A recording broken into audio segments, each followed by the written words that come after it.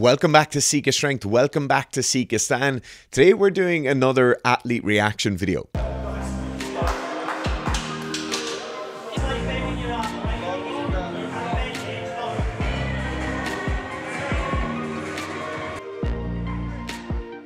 Now, to give you the usual preamble at the start of these reaction videos, these are mainly not so much looking at the specific work for these athletes themselves, but more so using this as a context with which we can talk you through what professional athletes were doing or what high-level athletes are doing, and hopefully allow you to bring that into your own training, into your own sport, and hopefully be a better athlete because of that.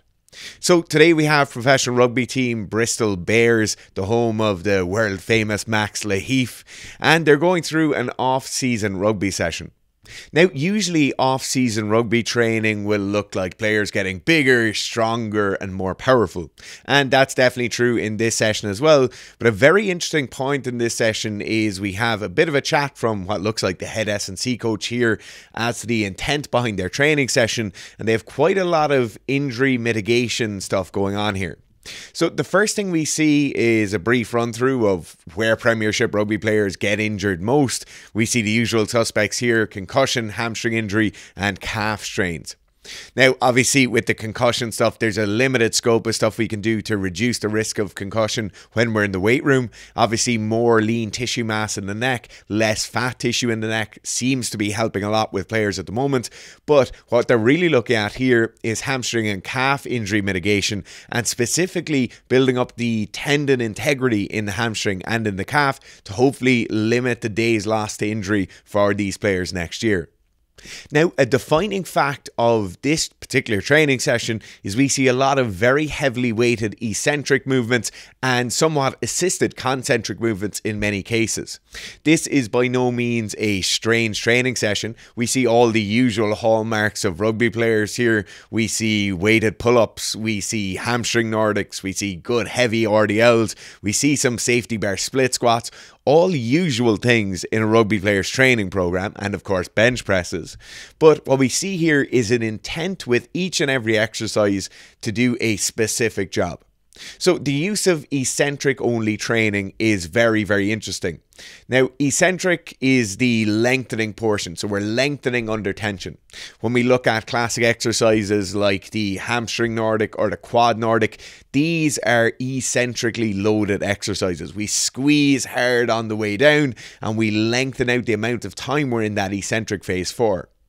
Now, eccentric training has been studied very frequently, and what we see in the studies as they pop up is that they tend to be better for hypertrophy, but most importantly, better for strength gain overall. Now, the last aspect of eccentric training that we sometimes don't think about quite as much is the fact that it tends to develop tendon integrity better than almost anything else. So here's a quick study from the Journal of Training: the effects of eccentric training on bicep femoris architecture and strength. So bicep femoris, obviously one of our main hamstrings, one of the three hamstrings that are mainly introduced in closing of the knee, so pulling our heel up into our ass, but also involved in that hip extension as well.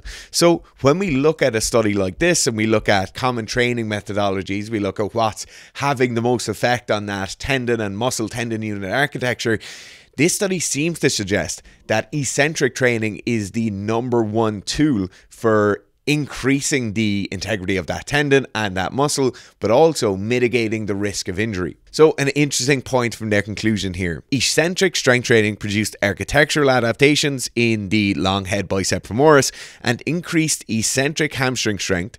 In healthy adults, eccentric strength training was associated with increased fascial length and muscle thickness and decreased pennation angle. So pennation angle is an interesting one. If you imagine these are my muscle fibers and this is a tendon pulling in this direction, pennation angle relates to the angle that those muscle fibers act on with the to put force through that tendon. So pennation angle is very, very important. You don't really have to think about it though if you're an athlete just training away in the gym.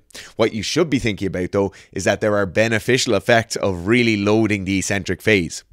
Now, when we look at a second paper, this is a larger meta-analysis, and it's the effects of eccentric versus concentric resistance training on muscle strength and mass in healthy adults, a systematic review. When we look at this study, what we're really seeing here is we see better strength outcomes, or at least equal strength outcomes in most studies from using eccentric training or overloaded eccentric training. But the real important thing here is that when we're using eccentric movements, we can do far more weight, we can induce far more force than if we're doing concentric movements. So in this case, in this particular training session, the first thing we have is eccentrically loaded weighted pull-ups. So in this case, if we have somebody hanging off a pull-up bar and their partner's holding on around their hips and really putting weight on them as they lengthen out in that pull-up position, they're using a lot more force. The muscle is producing a hell of a lot more force, thus inducing more adaptation in the muscle and the tendon unit. But the most important thing is, if we were to match that level of force or match that level of load, we would not be able to do the concentric portion. So when we look at studies or when we look at large scale training reviews, what we tend to see is if we match those, or the force production, we don't get the same outcome as if we were to overload the eccentric and then just do as much concentric as we possibly can. So when we look at the hamstring Nordic now as the next thing in this training session, firstly, you'll see unbelievable hamstring Nordics being done in this video. Very, very high level of skill being done with them. Really control the eccentric portions. In this case, they don't have to overly weight them. The actual force coming from a hamstring Nordic, in this case being done to a slight deficit, will be far, far higher than they ever would be able to do concentrically.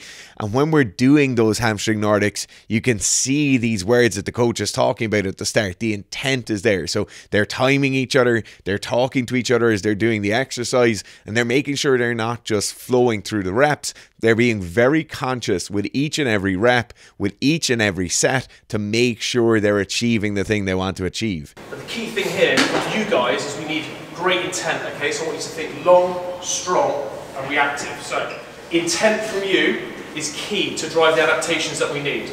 Now, as a normal athlete watching this at home, you probably don't have a team of 4 or 5 S&C coaches and 20 or 30 other players with you in the training hall.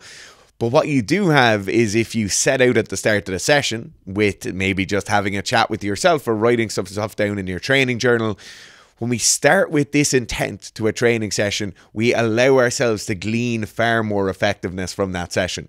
So in this case, if I was to just go through the hamstring Nordics very quickly, allowing myself to essentially fall to the floor and then use my hands to push myself back up, I'm going to have a far lesser training effect than I would in the case of the Bristol Bears here, where we have multiple people watching, everybody understands what this movement is for, and then everybody is making sure that quality of movement is as high as possible.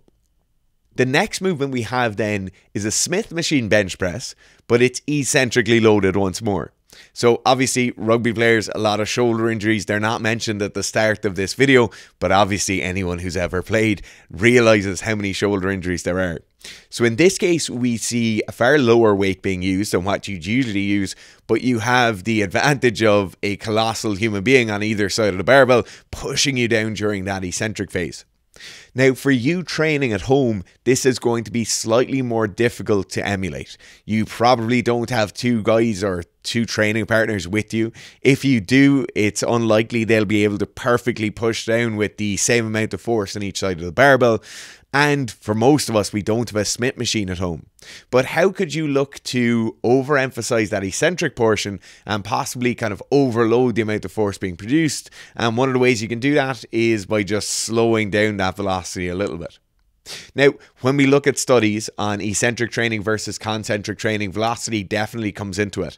So making sure you have a matched velocity that you would have during a standard bench press is important, but obviously if you're in non-ideal conditions, that's not always possible.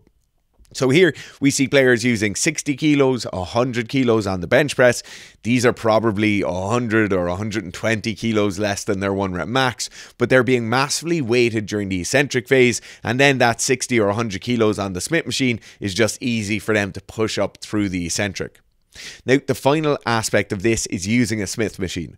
Obviously, you've probably seen videos on our channel before where we don't really like the Smith machine, but in this case, it's a perfect example of the right tool for the right job. So if we're pushing down on a training partner's bar for the bench press and we're doing it with a partner, it can be quite hard to keep that barbell level, which many Smith machines will help you keep that level.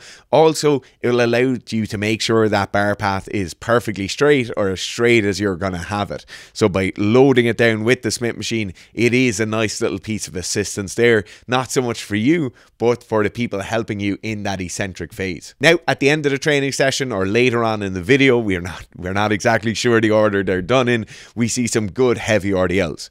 Now, RDLs, Romanian deadlifts, stiff-legged deadlifts, whatever particular one you're doing, are a mainstay in pretty much every rugby player's or field sports athlete's program. We see here how high the incidence rate of hamstring injuries are. You see these players doing very nice, really well controlled RDLs. And the most important aspect for me personally looking at this is how long the range of motion is.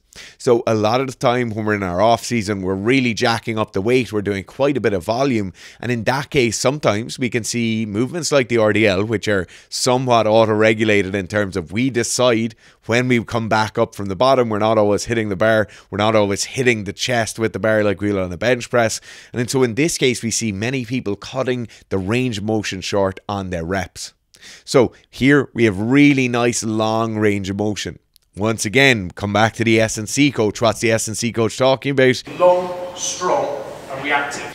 3 words: long, strong, and reactive. So long and strong is definitely in play here. We get that nice lengthening of the hamstring, making sure that tendon unit is coming into play. And once again, it's a very, very good application of their theoretical base that they explained to all the players at the start. Finally then, we see some split squats in the background. So these aren't really the main point of the video, where we don't see them being focused on too much, but we see a player in the background doing split squats. Now, I bring this to your attention because they're doing split squats with a safety squat bar. Now, safety squat bars are a very specific piece of equipment, and in this case, it's a very good use of a safety squat bar. So when we're doing split squats, there's a couple of ways we can influence the weight. There's a couple of ways we can influence the intensity of the movement. So the first thing is, if we have a player who's not very stable, we can load them with dumbbells or kettlebells or farmers carries handles in their hands. That brings the center of mass lower to the ground, and then it makes it easier for them to balance. Now, in the reverse of that, if we want to make the exercise a small bit more difficult, or really focus on the skill aspect of the safety squat, hip stability, knee stability, ankle stability, we can bring the barbell or the weight up higher, thus increasing the center of mass and then making that player focus on that a small bit more. Now, for many rugby players, those shoulders are going to be quite tight, and putting a big heavy barbell on your back as you're doing something as awkward as a split squat can be somewhat cumbersome, particularly if the player has some shoulder niggles going on from the previous season. So in this case, we get the increased intensity by bringing that center of mass slightly higher, focusing on the skill element a small bit more, and using a safety squat bar then to facilitate that, but not necessarily restrict them by having to have a barbell on their back. So if you're a rugby player and you have any questions about this video, please pop them down in the comments below. Now, I know for a lot of you in the Northern Hemisphere, you're going to be in your off season now. If you're looking for programming, we have the off-season strength and hypertrophy program on the app, written specifically for field sports players just like you. Now, if you're planning ahead and you're thinking about the start of the season, you're thinking about September, October, November, take a look at the rugby in-season program. This is written just specifically for rugby players who are probably playing 2 games a month. They're probably training on the pitch 2 or 3 times per week. And in this case, it's 2 sessions per week. It's going to do a great job of pushing up those strength and power numbers in a refined and controlled manner during the season, and making sure you don't lose any of those strength gains that you worked so hard for in the off season. There's a link down below. You can have a 7-day free trial. Check out the programs. As always, we're available if you have questions, sikastrength@gmail.com. Also, t-shirts just like this one I'm wearing right now are available on the website. Go and check it out. There'll be a link down below. Thanks very much for watching.